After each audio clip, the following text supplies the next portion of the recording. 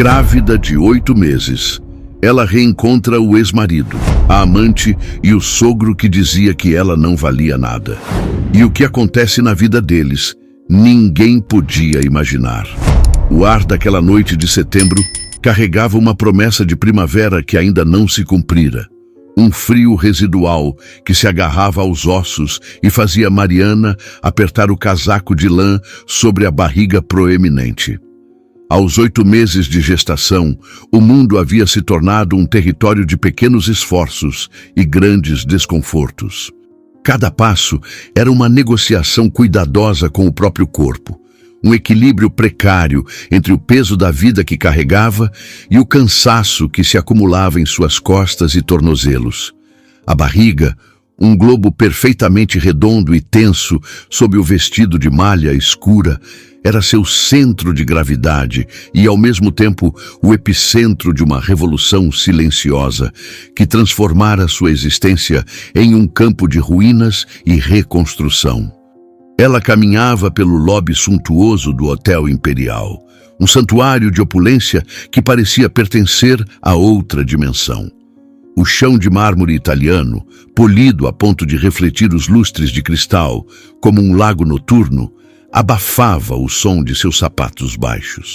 O ar era perfumado por uma mistura cara de lírios brancos e o cheiro quase imperceptível de cera de abelha, um aroma que gritava dinheiro antigo. Naquele universo, ela se sentia uma fraude, uma nota dissonante em uma sinfonia de riqueza e poder que um dia, ingenuamente, acreditou que poderia ser a sua. Sua amiga Laura a aguardava para jantar.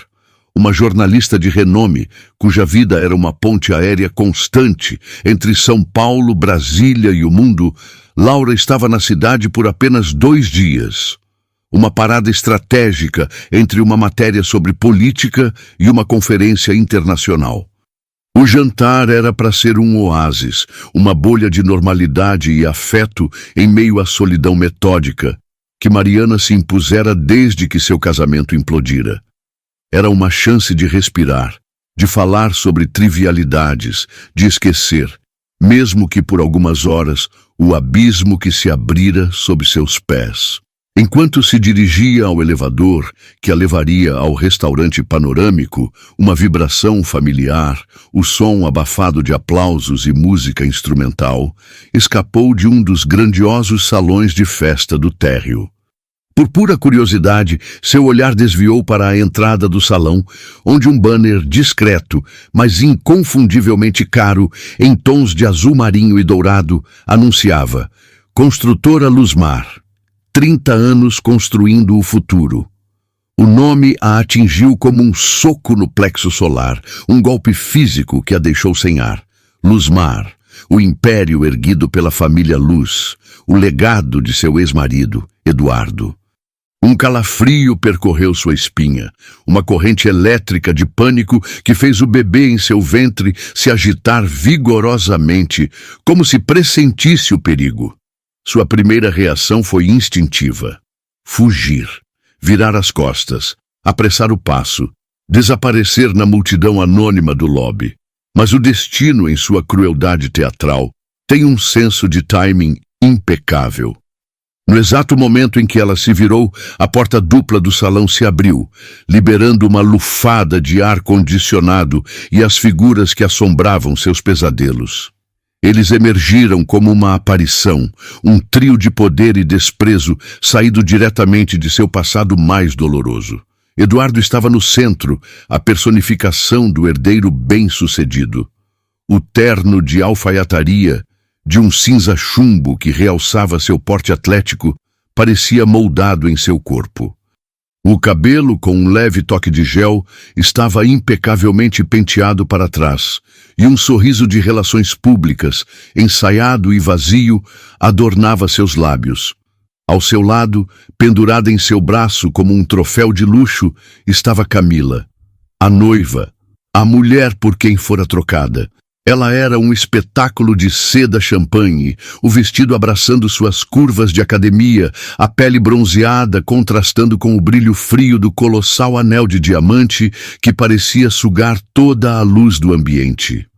E um passo atrás, mas com a aura de quem realmente comandava a cena, estava o senhor Augusto Luz, o patriarca, o arquiteto de sua humilhação. Um homem cuja voz grave e sentenciosa ainda ecoava em sua mente, repetindo a frase que selara seu destino. Mulheres como você são um desvio, um capricho passageiro. Meu filho nasceu para a grandeza, e você é apenas um peso morto que o impede de voar. O corredor, antes vasto, pareceu encolher, as paredes se fechando sobre ela. O ar ficou denso, pesado, difícil de respirar. O tempo congelou naquele corredor de mármore. Os olhos de Eduardo, azuis e antes tão cheios de amor, encontraram os dela.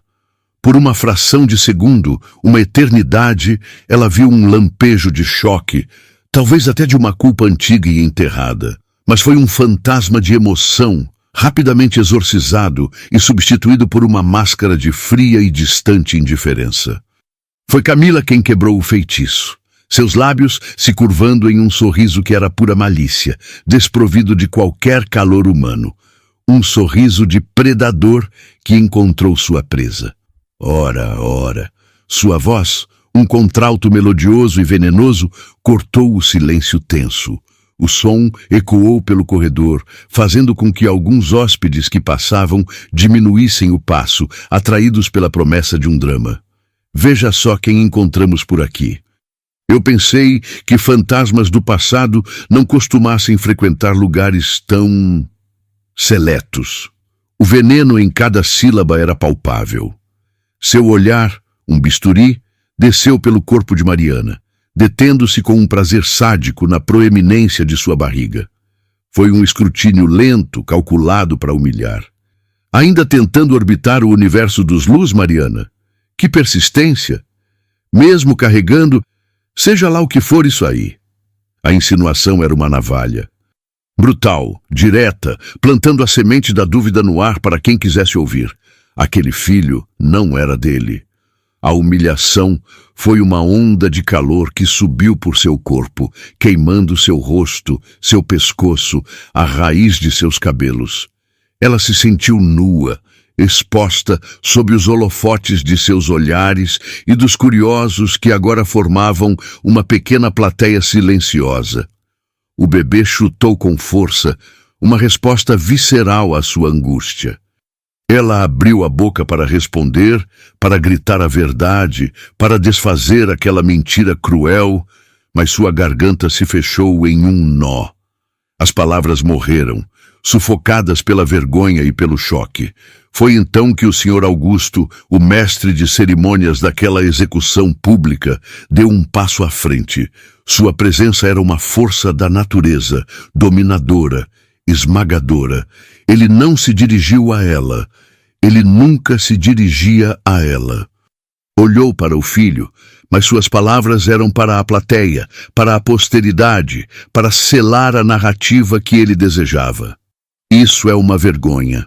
Sua voz, um trovão baixo e controlado, reverberou com autoridade. Eu avisei, Eduardo. Eu avisei que esse tipo de gente só traz constrangimento. É um poço sem fundo de embaraço.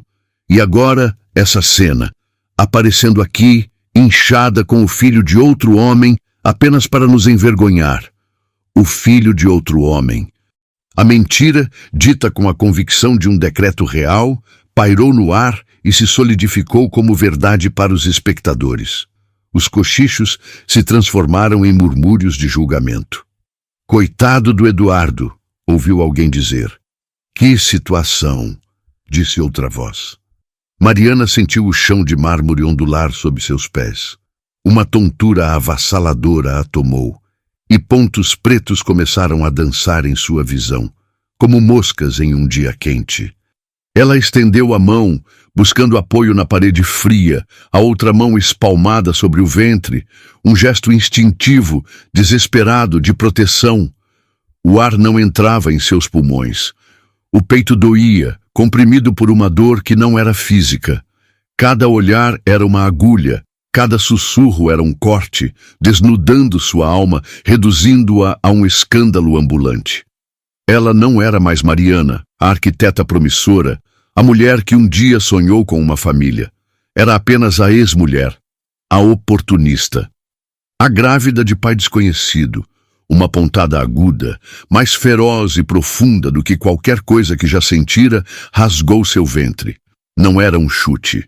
Era uma dor diferente, uma contração poderosa e prematura que a fez gemer, dobrando-se sobre si mesma. O pânico gelado e avassalador finalmente rompeu a barragem da vergonha. Mariana! A voz de Laura, finalmente a alcançando, soou como se viesse de muito longe. Sua amiga correu em sua direção, o rosto uma máscara de alarme, empurrando quem estivesse no caminho. Mari, o que foi? Fale comigo! Mas Mariana não conseguia formar palavras. A dor a cegava, vindo em ondas implacáveis. O mundo começou a girar em uma espiral escura. Antes que a escuridão a engolisse por completo, sua última visão consciente foi a do rosto de Eduardo. Imóvel, impassível. Um espectador em seu próprio teatro de crueldade, observando-a desmoronar sem esboçar o menor gesto de ajuda. O herdeiro perfeito, o homem que um dia jurou protegê-la, assistia ao seu colapso como se ela fosse uma peça de cenário descartada. Naquele corredor de luxo, sob o brilho dourado dos lustres e os olhares mórbidos dos estranhos, Mariana não perdeu apenas a consciência.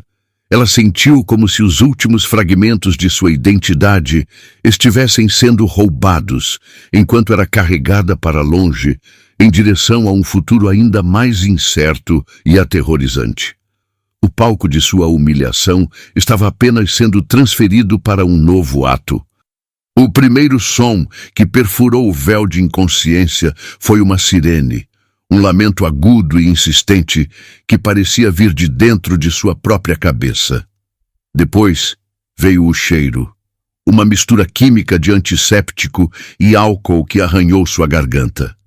Mariana abriu os olhos, piscando contra uma luz fluorescente que dançava a cada solavanco do veículo. O teto branco e metálico, as paredes acolchoadas, o movimento nauseante. Estava em uma ambulância. A realidade a atingiu com a força de um impacto. Ao seu lado, o rosto de Laura era uma mancha de preocupação, seus olhos escuros fixos nos dela. Calma, Mari. Respira fundo. Estamos quase no hospital. A voz da amiga era um fio de calma em meio ao caos da sirene e do trânsito que se abria para eles. Mas a calma era um continente distante, inalcançável. A memória do corredor do hotel voltou, não como um filme, mas como uma sensação física. O frio do mármore, o calor da humilhação em seu rosto, a dor aguda em seu ventre. E, acima de tudo, o silêncio de Eduardo.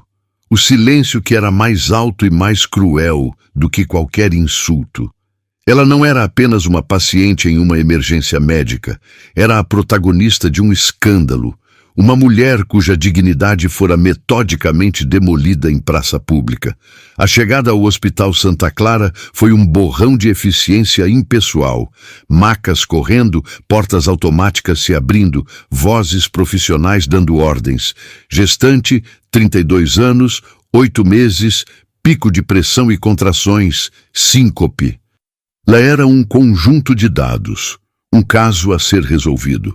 Levaram-na diretamente para a ala da maternidade, um andar que deveria ser o território da esperança, pintado em tons pastel e decorado com imagens de bebês sorridentes. Para Mariana, no entanto, aquele lugar se transformou instantaneamente em uma prisão. Um quarto privado, com a intenção de oferecer conforto, pareceu apenas uma cela de isolamento mais sofisticada. Após uma eternidade de exames, monitoramento fetal e coletas de sangue, a obstetra de plantão, uma mulher de meia idade com um olhar que misturava competência e cansaço, entrou no quarto. Ela puxou uma cadeira, um gesto que indicava que as notícias não seriam simples. Mariana, começou ela, a voz suave, mas firme. O episódio que você teve foi um alarme sério. Seu nível de estresse provocou um pico hipertensivo e contrações uterinas. É o que chamamos de ameaça de parto prematuro. A médica fez uma pausa, seus olhos buscando os de Mariana para se certificar de que ela estava absorvendo a gravidade da situação. Conseguimos estabilizar as contrações por enquanto, mas sua pressão ainda está muito instável. O bebê está bem. O coraçãozinho dele é forte, mas qualquer novo pico de estresse pode desencadear o trabalho de parto de verdade. E com 32 semanas, cada dia que ele fica aí dentro conta muito. O veredito final veio sem rodeios. Você precisará ficar internada. Em repouso absoluto, sob monitoramento constante. Não podemos arriscar. Nossa prioridade máxima agora é garantir a segurança de vocês dois. A palavra internada ecoou no quarto silencioso. Não era uma sugestão, era uma sentença. Presa, vigiada, exposta. A solidão, que já era sua companheira constante, a engoliu por inteiro, uma onda escura e fria. Laura ficou com ela até o último minuto possível, adiando seu voo em algumas horas, tentando preencher o silêncio com palavras de encorajamento e promessas. Eu vou ligar para o Ricardo, meu amigo advogado. Ele é o melhor. Vamos ver o que pode ser feito sobre aqueles monstros, ela disse, a raiva vibrando em sua voz. E eu vou te ligar a cada hora. Você não está sozinha, ouviu? Mas quando a porta finalmente se fechou e os passos de Laura se afastaram pelo corredor, o silêncio que restou foi absoluto e esmagador. Mariana se encolheu na cama de hospital, o lençol fino e a camisola de algodão áspero parecendo frágeis demais para protegê-la. O quarto, com suas paredes de um bege impessoal e a vista para um pátio interno de concreto, tornou-se o palco de sua vulnerabilidade.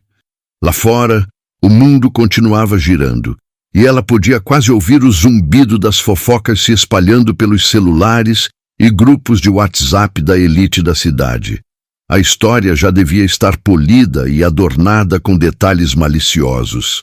A ex-mulher desequilibrada de Eduardo Luz, grávida de um amante desconhecido, arma um escândalo e desmaia em um evento da família.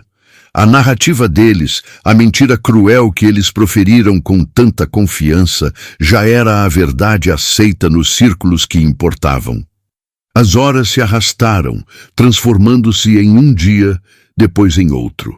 A rotina do hospital era uma tortura monótona. A aferição da pressão de madrugada, a troca de plantão das enfermeiras, as refeições sem gosto servidas em bandejas de plástico. As enfermeiras, em sua maioria, eram gentis e profissionais, mas Mariana não podia deixar de notar a curiosidade em seus olhares. Ela era o caso do Hotel Imperial. Sentia-se como um animal raro em um zoológico, um objeto de pena e cochichos. Cada vez que a porta se abria, seu corpo se enrijecia em um espasmo de medo. Seria um jornalista disfarçado de entregador de flores? Um oficial de justiça com uma intimação caluniosa da família Luz? Um fotógrafo com uma lente teleobjetiva tentando capturar sua imagem de desolação? O medo a fez se isolar ainda mais. Ela mantinha a TV desligada, o celular no modo avião, a cortina da janela fechada. Não tinha forças para encarar o massacre de sua reputação, que sem dúvida estava acontecendo online. Sua única conexão com a realidade era o movimento constante de seu filho. Os chutes, as viradas, as pequenas ondulações em sua barriga eram lembretes poderosos e silenciosos do porquê ela precisava resistir. Ela conversava com ele em sussurros, a mão espalmada sobre o ventre. Nós vamos ficar bem, meu amor. A mamãe vai te proteger. Nós vamos sair dessa. Eram mantras que ela repetia para si mesma, tentando convencer a si própria de sua força, mesmo quando se sentia se desintegrando por dentro. Laura ligava religiosamente, sua voz uma lufada de ar fresco vinda de outro planeta.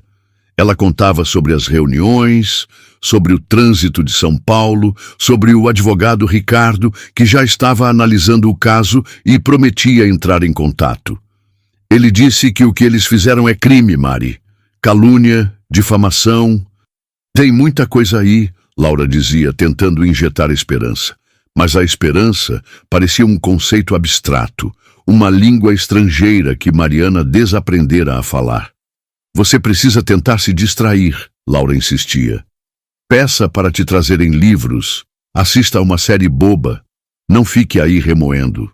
Mas como se distrair quando sua própria vida havia se tornado um drama de horror? Como escapar para a ficção quando a realidade era mais cruel e inverossímil do que qualquer roteiro? Cada som do corredor era uma ameaça. Cada rosto desconhecido era um potencial inimigo. Ela se sentia nua, sem pele, cada nervo exposto. A humilhação não era mais apenas uma memória, era uma condição crônica, uma febre baixa que a consumia lentamente. Ela não imaginava, em seu isolamento e medo, que o destino ainda não havia terminado com ela.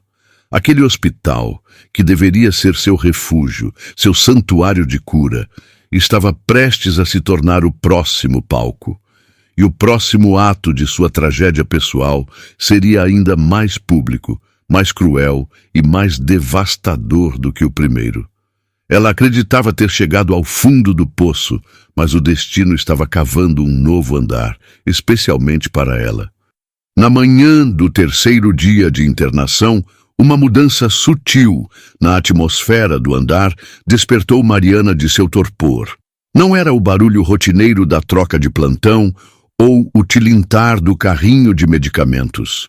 Era uma agitação diferente, uma corrente de energia que subia pelos corredores, composta por vozes mais altas, passos mais apressados e um zumbido elétrico de antecipação.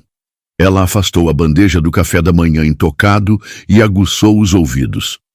O som de equipamentos sendo arrastados, cabos sendo estendidos e o clique inconfundível de câmeras fotográficas sendo testadas a fizeram gelar.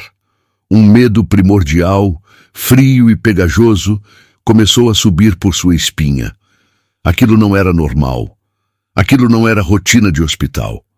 A porta de seu quarto se abriu com um rangido suave e uma das enfermeiras mais jovens, uma moça chamada Cíntia, que sempre lhe dirigia um sorriso solidário, entrou apressada. Seu rosto estava tenso. Dona Mariana, ela começou a voz baixa, quase conspiratória. Eu vou fechar a sua porta e a cortina, tudo bem? É melhor a senhora não sair do quarto por um tempo. A urgência em sua voz confirmou os piores temores de Mariana. O que está acontecendo, Cíntia? Que barulho é esse? Ela perguntou, o coração já martelando em um ritmo descompassado contra as costelas. A enfermeira hesitou, mordendo o lábio, claramente desconfortável. É a construtora Luzmar. Ela finalmente admitiu, como se pronunciasse o nome de uma doença. Eles estão fazendo um evento aqui, uma coletiva de imprensa para anunciar uma doação para a ala pediátrica. O hospital não teve como recusar. Eles são os maiores patrocinadores. A notícia caiu sobre Mariana como uma avalanche. Ali, no mesmo hospital, no mesmo andar. A coincidência era tão perversa, tão cruelmente arquitetada, que só podia ser obra do destino, ou pior, uma demonstração de poder deliberada da família Luz. Eles estavam marcando território, mostrando que nem mesmo ali, em seu estado de maior vulnerabilidade, ela estava a salvo de sua influência. Eles eram onipresentes, seu poder se infiltrando pelas paredes, contaminando seu único refúgio. A vontade de se encolher sob os lençóis, de se tornar invisível, era avassaladora. Mas então, algo mais forte, uma faísca de pura e teimosa indignação, se acendeu dentro dela. Ela não era uma prisioneira, não cometera crime algum. Aquele corredor também era seu, o ar daquele hospital também lhe pertencia. Com um esforço que lhe custou cada átomo de energia, ela empurrou os lençóis. Eu preciso de um pouco de ar, disse ela, mais para si mesma do que para a enfermeira. Só vou até a janela no final do corredor. Ignorando o olhar apreensivo de Cíntia, ela vestiu o roupão puído sobre a camisola de hospital, calçou os chinelos e, usando o suporte do soro como uma bengala improvisada, caminhou lentamente para fora do quarto. Cada passo era um ato de desafio. Ela só queria ver o céu, sentir um vislumbre do mundo exterior, reafirmar sua existência para além daquelas 4 paredes beges. Mas o destino, o dramaturgo sádico de sua vida, tinha outros planos. Ao dobrar a esquina do corredor principal, a cena que se descortinou a fez parar, petrificada. Lá estavam eles, a trindade de seu infortúnio. Augusto, Eduardo e Camila, posicionados impecavelmente em frente a um grande banner azul e dourado da Luzmar. Estavam a menos de 20 metros de distância, cercados por um enxame de repórteres, fotógrafos e cinegrafistas. Augusto, com sua postura de estadista, discursava em um microfone sobre a importância da responsabilidade social, sobre o compromisso inabalável da empresa com o bem-estar da comunidade. As palavras, tão nobres e ocas, eram uma profanação naquele ambiente. E então, como se atraído por um ímã, o olhar de falcão de Camila varreu o corredor e a encontrou. O sorriso venenoso que Mariana conhecia tão bem floresceu em seus lábios, um botão de maldade desabrochando. Com um toque sutil no braço de Eduardo, ela o fez virar. O choque inicial no rosto dele foi rapidamente substituído por uma máscara de irritação e desprezo. Camila, percebendo que a presença de Mariana havia capturado a atenção de alguns jornalistas mais atentos, viu sua oportunidade. Ela não a desperdiçaria. Dando um passo à frente, projetando a voz para que todos ouvissem, ela destilou seu veneno. Vejam só, senhoras e senhores. A nossa pequena atriz continua com seu espetáculo particular. Ela anunciou, o tom falsamente compadecido. Parece que algumas pessoas não medem esforços para conseguir 5 minutos de fama, não é mesmo? Até mesmo inventar uma gravidez de risco e se internar em um hospital para chamar atenção. A acusação era tão baixa, tão vil e desumana, que um silêncio chocado caiu sobre o grupo. O ar pareceu ser sugado dos pulmões de Mariana. Os repórteres, antes focados em Augusto, viraram-se em uníssono. As câmeras giraram, seus olhos de vidro famintos focando na figura frágil de Mariana, em seu roupão de hospital, a personificação da vulnerabilidade. O senhor Augusto, um mestre em manipular narrativas, não perdeu o ritmo. Ele viu a chance de esmagá-la de uma vez por todas, de transformá-la em uma louca aos olhos do mundo. Lamentamos profundamente por este inconveniente, ele disse, a voz grave carregada de uma falsa solenidade. Infelizmente, como todos sabem, o fim de um relacionamento pode ser difícil. Algumas pessoas têm dificuldade em aceitar a realidade e recorrem a medidas desesperadas e fantasiosas para se manterem relevantes. A mensagem era clara. Ela era uma ex-mulher desequilibrada, uma mentirosa patológica. A cena era um pesadelo surreal, sendo transmitido ao vivo. As falas cruéis, os flashes incessantes que a cegavam, os murmúrios que começavam a se espalhar entre os próprios jornalistas, alguns deles visivelmente desconfortáveis com a brutalidade do ataque público. Mariana sentiu a mesma tontura da noite do hotel, o chão de linóleo ameaçando se abrir sob seus pés. A dor, uma pontada aguda e familiar, voltou a rasgar seu ventre, um protesto de seu corpo contra a violência emocional. Ela se apoiou na parede, o rosto pálido como cera, os olhos arregalados de incredulidade e dor, as lágrimas quentes subindo, ameaçando transbordar. Ela estava no seu limite, prestes a ceder, a recuar para a escuridão de seu quarto, a se deixar ser definida por eles, a aceitar a sentença de louca que eles proferiam. O espetáculo estava quase completo, mas então uma mão segurou a sua. Firme, quente, uma âncora, era Laura. Ela não havia ido embora. Vendo a movimentação no noticiário da manhã, ela cancelara a passagem e voltara correndo para o hospital, pressentindo o perigo. Seus olhos, faiscando com uma fúria protetora, encontraram os de Mariana. Ela se inclinou, o rosto próximo ao ouvido da amiga, e sua voz foi um sussurro de aço, uma ordem que cortou a névoa de pânico e desespero. Você não pode deixar que eles falem por você. Chega de silêncio. Mari, tá na hora de contar a sua verdade. Aquelas palavras, ditas naquele exato momento de aniquilação, não foram um conselho, foram uma convocação. A verdade. A única arma que ela possuía, a única coisa que eles não podiam comprar ou distorcer. Uma força que Mariana não sabia que tinha começou a borbulhar das profundezas de sua alma. Uma amálgama de raiva justa, amor materno feroz e um desejo avassalador por dignidade. O medo não se dissipou, mas foi subjugado por algo infinitamente maior. Ela respirou fundo, o ar ainda doendo em seus pulmões, e se endireitou, sentindo a mão de Laura apertando a sua. O olhar que ela devolveu às câmeras, aos seus algozes, ao mundo, não era mais o de uma vítima acuada. Era o olhar de uma mulher que havia sido empurrada para o abismo e descobrira que podia voar. O espetáculo de humilhação da família Luz estava prestes a ter uma reviravolta que entraria para a história. O sussurro de Laura foi mais do que um encorajamento, foi a chave que destravou a jaula. Por uma fração de segundo, o universo de Mariana se contraiu e se expandiu. O barulho ensurdecedor das câmeras, os rostos cruéis de seus algozes, o frio da parede em suas costas, tudo se dissolveu em um único ponto de clareza ofuscante. A verdade.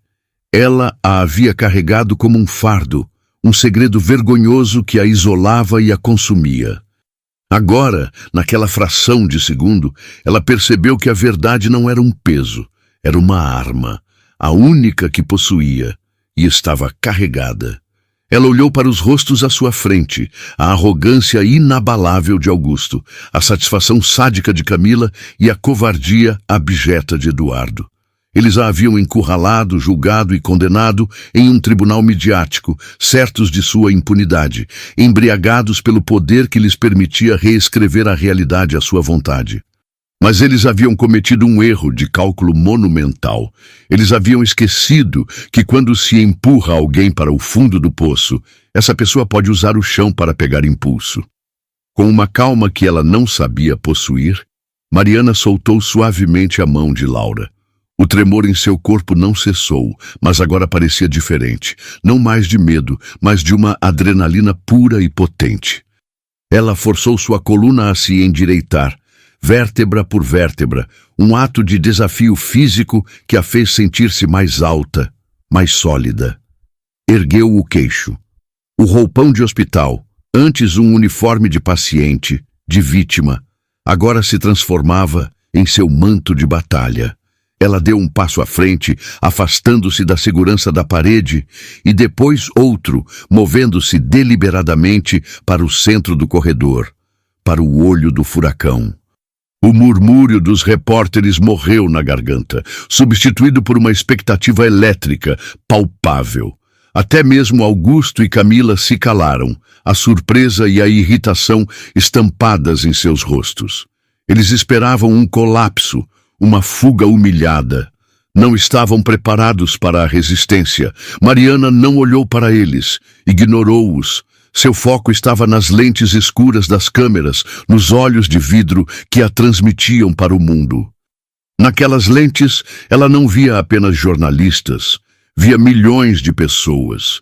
Via outras mulheres que talvez estivessem sofrendo em silêncio. Via a chance de transformar sua humilhação pessoal em um grito coletivo. Quando sua voz finalmente soou, ela saiu mais forte do que esperava, cortando o silêncio pesado do corredor. "Vocês querem uma história?" ela perguntou, a voz ressoando com uma autoridade recém-descoberta. "Vocês querem um espetáculo? Ótimo! Eu vou dar um a vocês." Mas não será a farsa que a família Luz preparou para hoje. Um suspiro coletivo percorreu a pequena multidão. Ela tinha a atenção de todos. Lentamente, ela se virou, posicionando-se de perfil para as câmeras, sua barriga de 8 meses emoldurada pela luz fria do hospital. Então, ela ergueu o braço e apontou um dedo firme que não tremia diretamente para o rosto de Eduardo. Ele recuou um passo, como se o gesto fosse um golpe físico. Este bebê, a voz dela subiu uma oitava, vibrando com uma convicção que fez o ar crepitar.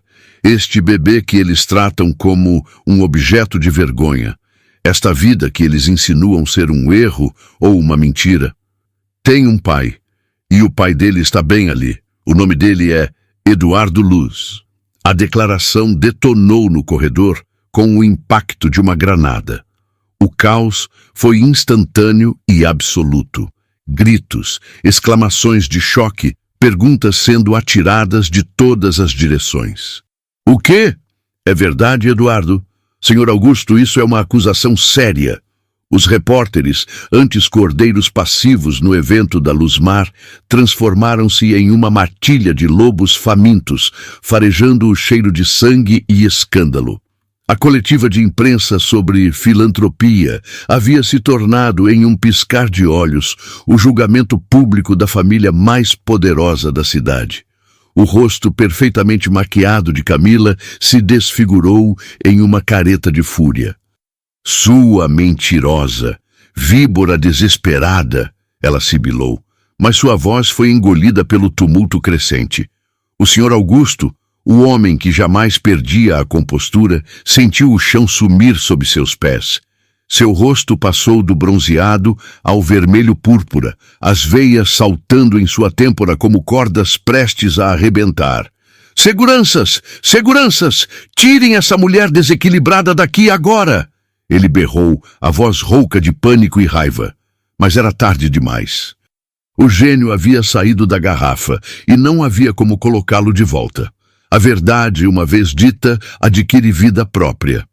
Mariana permaneceu firme, uma rocha em meio à tempestade. Sua voz se ergueu novamente, mais alta, mais clara, cortando a cacofonia. Ele não é apenas o pai, ele é o homem que me abandonou no momento em que eu mais precisei. Ele é o homem que, junto com sua família, me ofereceu dinheiro para que eu tirasse a vida do nosso filho. Para que eu fizesse um aborto e desaparecesse, para não manchar a imagem de bom moço e o futuro brilhante que o papai comprou para ele. Cada palavra era um prego no caixão da reputação deles. Ela fez uma pausa dramática, seus olhos cravados nos de Eduardo, que agora estava branco como a parede atrás dele, paralisado, os olhos arregalados de pânico, um ator que esquecera todas as suas falas no meio da peça. Quando eu recusei, continuou Mariana, quando eu escolhi ter o meu filho, eles declararam guerra. Eles decidiram me destruir, me humilhar, me pintar como louca, como golpista. Tudo para esconder a própria covardia, tudo para proteger a mentira em que vivem. A emoção crua e a dor genuína em sua voz eram impossíveis de fabricar. Não havia um pingo de hesitação, de dúvida. Era a verdade em sua forma mais pura e devastadora. Eu não tenho o império da família Luz, ela disse, abrindo os braços em um gesto que englobava sua própria fragilidade, o roupão, a pulseira do hospital. Eu não tenho advogados caros em minha folha de pagamento. Eu só tenho a minha palavra e a vida que cresce e se mexe dentro de mim. Ela pousou a mão sobre o ventre, um gesto que era ao mesmo tempo de proteção e de afirmação. Mas eu faço uma promessa a todos vocês que estão filmando, a cada pessoa que vai assistir a isso. Quando o meu filho nascer, a verdade não será mais apenas a minha palavra. A verdade estará estampada no rosto dele. E contra um exame de DNA não existe império, não existe mentira e não existe poder que possa lutar. A palavra DNA foi a bala de prata, o golpe de misericórdia. O caos se transformou em um frenesi absoluto. Os jornalistas, sentindo que tinham em mãos a história da década, avançaram como uma maré, cercando a família Luz. Microfones eram empurrados na cara de Eduardo. Você vai fazer o teste de paternidade? É verdade que você ofereceu dinheiro para um aborto?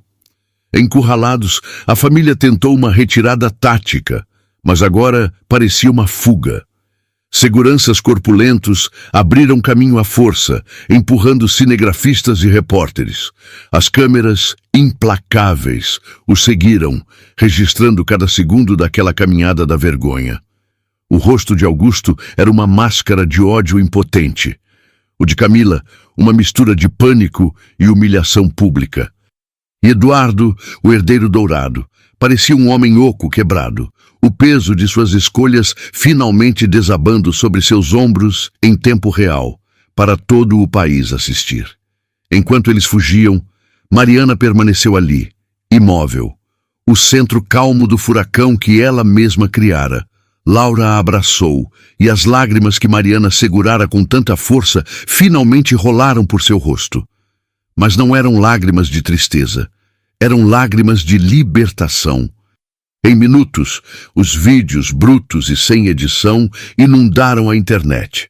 As manchetes dos portais de notícias piscavam em vermelho. Bomba. Em reviravolta chocante, Mariana Ferraz acusa herdeiro da Luzmar de abandono e coação para aborto. A hashtag Push Somos Todas Mariana explodiu, dominando as redes sociais. A narrativa tão cuidadosamente controlada pela família Luz havia sido pulverizada. A imagem de perfeição e poder estava sendo demolida, tijolo por tijolo, ao vivo. E Mariana, daquele corredor de hospital, com nada além de sua verdade e sua coragem, havia acabado de atear fogo ao império. A declaração de Mariana no corredor do hospital não foi uma simples acusação. Foi um ato de demolição. A onda de choque, amplificada pela velocidade implacável da internet, não apenas abalou as fundações do Império Luz, mas as pulverizou. Antes mesmo que o Mercedes blindado de Augusto Luz conseguisse vencer o trânsito caótico para se refugiar na segurança de sua mansão, o mundo que ele conhecia e controlava já não existia mais. O vídeo, em sua crueza e autenticidade, era irrefutável. A imagem de Mariana, grávida, vulnerável, mas com uma dignidade feroz, contrastava de forma devastadora com a fuga desordenada da família, com o rosto pálido e culpado de Eduardo e a fúria descontrolada de Augusto. A opinião pública, esse tribunal supremo e muitas vezes cruel, emitiu seu veredito sem hesitação. Não havia ambiguidade. A narrativa deles havia se tornado pó. O escândalo que a mídia batizou de o escândalo do Hospital Santa Clara explodiu com a força de 1000 sóis. A reputação da construtora Luzmar, uma obra de 30 anos de marketing agressivo, lobby político e uma cuidadosamente cultivada imagem de filantropia, desintegrou-se em questão de horas. A coletiva de imprensa, planejada para ser um triunfo de relações públicas, tornou-se um monumento à sua hipocrisia, um vídeo que seria estudado em cursos de comunicação como um exemplo clássico de como a arrogância precede a queda. Na manhã seguinte, quando a Bolsa de Valores abriu, as ações da Luzmar despencaram como uma pedra. A queda foi tão vertiginosa que o pregão teve que ser suspenso 2 vezes. Parceiros comerciais de longa data, temendo a contaminação de suas próprias marcas, começaram a emitir comunicados à imprensa, reavaliando seus contratos e reafirmando seu compromisso com valores éticos. O nome Luz, antes um sinônimo de sucesso e poder, agora era sussurrado com desprezo, associado a covardia, misoginia e escândalo. Dentro dos muros da mansão da família, o clima não era de estratégia, mas de pânico e recriminação. Augusto Luz, um homem que se via como um titã da indústria, um rei em seu próprio feudo, foi forçado a encarar a impotência. Em uma tensa videoconferência de emergência com os membros do conselho e os acionistas minoritários, os rostos que antes o olhavam com deferência e medo, agora o encaravam com uma frieza calculista. Ninguém ousou levantar a voz, mas a mensagem, entregue pelo principal advogado do grupo de investidores, foi brutal em sua polidez corporativa. Augusto, em nome da estabilidade da empresa e da proteção do capital de nossos acionistas, o Conselho sugere seu afastamento imediato da presidência. É uma medida temporária, claro, para o gerenciamento da crise. Era um eufemismo para um golpe. O rei estava sendo exilado de seu próprio castelo, deposto não por um rival à altura, mas pela mulher que ele considerava menos que nada. Para Camila, a queda foi ainda mais pessoal e talvez mais humilhante. Sua identidade era sua imagem.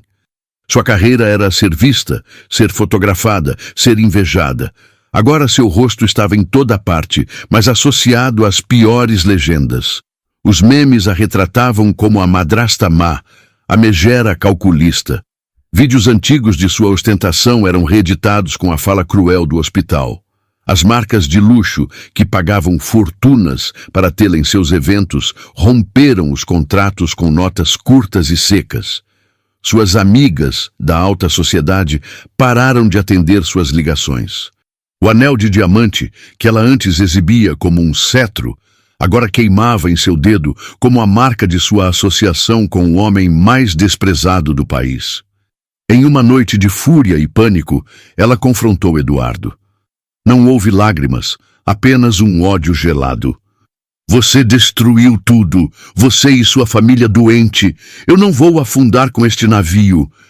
Ela arrancou o anel, atirou-o contra o peito dele e na manhã seguinte já estava em um jato particular, rumo a um destino não revelado, apagando suas redes sociais e desaparecendo em uma tentativa desesperada de se desvincular do sobrenome Luz e salvar o que restava de si mesma.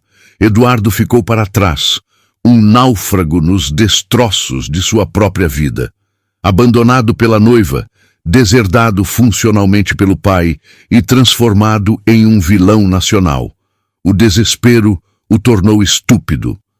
Ele recorreu à única solução que sua mente limitada conseguia conceber: dinheiro e manipulação. Em uma noite chuvosa, burlando a segurança reforçada que o hospital, a pedido de Ricardo, colocara no andar de Mariana, ele conseguiu chegar ao seu quarto. Ele parecia um fantasma de si mesmo, os ombros curvados, olheiras profundas, o terno caro amassado. Laura e Ricardo estavam com Mariana, revisando alguns documentos, e a presença deles o desestabilizou, mas ele prosseguiu com seu plano patético. Mariana, por favor, 1 minuto, ele implorou, a voz rouca. Ele estendeu uma pasta sobre a cama dela. Dentro, um contrato, uma oferta de um valor astronômico, uma pensão vitalícia que a tornaria milionária, um apartamento de luxo em qualquer cidade do mundo. Eu te dou o que você quiser, o que for. Apenas diga que foi um erro, grave um vídeo. Diga que o estresse da gravidez te confundiu, que você se arrepende. Diga qualquer coisa. Nós podemos consertar isso. Mariana o observou, o coração batendo com uma calma glacial. Ela viu o homem que amara, o pai de seu filho, e sentiu apenas uma mistura de pena e nojo. Sem que ele notasse, ela discretamente ativou o gravador de voz em seu celular, que repousava sobre a mesa de cabeceira. Então a sua solução é essa, Eduardo? Você quer que eu minta para o mundo? Que eu me venda? Que eu negue a minha verdade e a do meu filho em troca de dinheiro? Ela perguntou, a voz perigosamente serena. Não é se vender, é ser inteligente, é resolver. Ele insistiu, caindo na armadilha como um amador. Pense no nosso filho. Você quer que ele cresça no meio desse circo midiático? O meu filho, ela rebateu, a voz cortante, precisa de uma mãe que lhe ensine o valor da dignidade, não uma que a venda pelo melhor preço. Ele precisa de um pai com caráter, não de um covarde que tenta silenciar a verdade com um talão de cheques. Percebendo que o suborno falhara miseravelmente, Eduardo partiu para o plano B, a performance do arrependimento. Seus olhos se encheram de lágrimas que não convenciam ninguém. Ele deu um passo à frente, tentando pegar a mão dela. Mari, eu errei. Fui fraco. Fui um idiota. Eu estava cego, pressionado pelo meu pai, pela imagem que eu tinha que manter. Mas tudo isso, essa explosão, me fez acordar. Me fez ver que a única coisa que importa é você. É você que eu amo. Sempre foi. Eu quero recomeçar, nós três, uma família de verdade, longe de tudo isso. As palavras, que um dia teriam sido a música mais doce para seus ouvidos, agora soavam como um insulto. Ela puxou a mão de volta com um movimento brusco. O olhar dela, antes cheio de dor, agora era de um aço polido. Meu filho terá um pai no registro, Eduardo. Ele terá o seu nome, porque é direito dele. Ele terá a pensão que a lei determinar, porque é obrigação sua, ela disse. Cada palavra uma martelada. Mas um marido covarde na minha vida. Nunca mais. Agora saia do meu quarto. Ela ergueu o celular, mostrando a tela de gravação. E se você, ou qualquer pessoa da sua família, ousar me procurar ou me ameaçar novamente, esta conversa será a trilha sonora do próximo capítulo do seu inferno particular. Derrotado, desmascarado e duplamente humilhado, Eduardo recuou, o rosto uma máscara de choque e derrota. A porta se fechou atrás dele, um som definitivo. E com ela, se fechou para sempre a possibilidade de qualquer retorno. Mariana não era mais a mulher que ele destruiu. Ela era a mulher que se recusou a ficar em ruínas e, no processo, demoliu o mundo dele. A tempestade, por mais violenta que tenha sido, finalmente passou. Algumas semanas depois daquela noite chuvosa e da última e patética tentativa de Eduardo, o sol nasceu em uma manhã clara e fresca, indiferente aos dramas humanos. E foi nesse dia, em um parto tranquilo e cercado de paz, que Lucas veio ao mundo. No instante em que a enfermeira o colocou em seus braços, o universo de Mariana se reconfigurou. O peso do mundo, a memória da humilhação, a cicatriz da traição, tudo se dissolveu no calor daquele pequeno corpo contra o seu. Ele era perfeito. Seus olhos, de um azul profundo, como os de Eduardo, a fitaram com uma curiosidade ancestral, e seus pequenos dedos se fecharam em torno do seu, uma promessa de um novo começo. Naquele momento, ela soube que toda a dor, toda a luta havia valido a pena. Ela não era mais uma vítima de seu passado, era a guardiã de um futuro. E sussurrou para ele a primeira de muitas promessas. Você é amado. Você é digno. E ninguém, nunca mais, vai te fazer duvidar disso. Enquanto Mariana mergulhava na bolha de amor e cansaço da maternidade, o mundo exterior continuava a lidar com os destroços do Império Luz. A queda foi lenta, burocrática e implacável.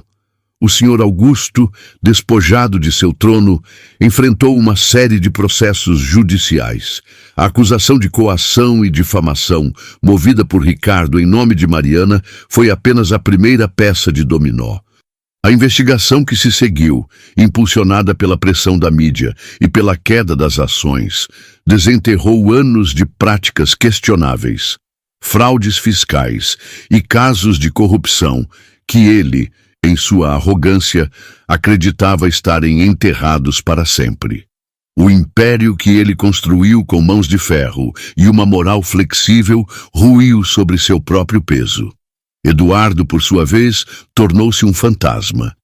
Despojado do sobrenome como um ativo e da herança como um direito, ele cumpriu a obrigação legal de registrar Lucas, mas o processo foi frio e intermediado por advogados. Ele era apenas um nome em um documento, uma sombra no passado de Mariana, não mais uma presença em sua vida.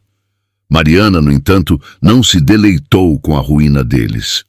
Sua vitória não estava na vingança, mas na libertação. E com a libertação veio um novo senso de propósito. Durante sua internação e nas semanas que se seguiram, ela foi inundada por uma avalanche de apoio. E-mails, cartas, mensagens em redes sociais de mulheres de todos os cantos do Brasil, cada uma compartilhando sua própria história de abandono, de luta silenciosa, de humilhação. Eram professoras, advogadas, donas de casa, estudantes, mulheres que, como ela, haviam sido desacreditadas e deixadas para trás. Mariana leu cada uma daquelas histórias e sua dor pessoal se expandiu, transformando-se em uma empatia profunda e uma compreensão avassaladora de que seu caso não era uma exceção, mas um sintoma de um problema muito maior. Ela viu em sua jornada não apenas sua história, mas a história de muitas. Foi essa percepção que plantou a semente de uma nova ideia.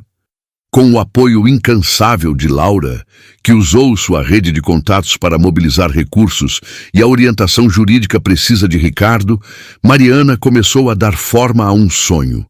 A indenização substancial que a justiça determinou que ela recebesse da família Luz não foi usada para comprar uma vida de luxo. Em vez disso, ela a investiu em um propósito.